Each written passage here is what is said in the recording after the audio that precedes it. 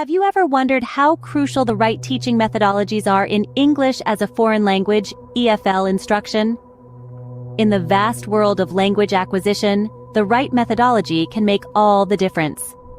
Today, we're going to introduce 5 key methodologies: grammar translation, the direct method, audiolingual, task-based learning, and the communicative approach.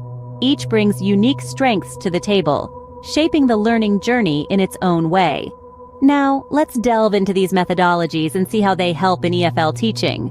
Starting with the grammar translation method, it heavily emphasizes learning grammatical rules and translating sentences between the target language and the native language. This approach is often seen in traditional language courses, where students translate texts and memorize verb conjugations. Shifting gears, we have the direct method, which encourages language immersion. Here, the teaching is conducted entirely in the target language, pushing students to think and communicate in English directly. While these methods have their strengths, they also have limitations.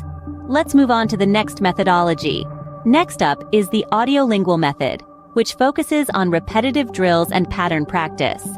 This method is particularly effective in honing pronunciation and grammar, as it allows learners to regularly practice and perfect these areas. Moving on, we have task-based learning. This approach involves learners in communicative tasks in English, promoting the use of the language in a practical, real-world context. These methods can be quite effective, but they still might not be enough. That's where our last methodology comes in. Finally, we have the communicative approach, which puts communication at the heart of language learning. This method is all about interaction, emphasizing the use of authentic language in real-life contexts.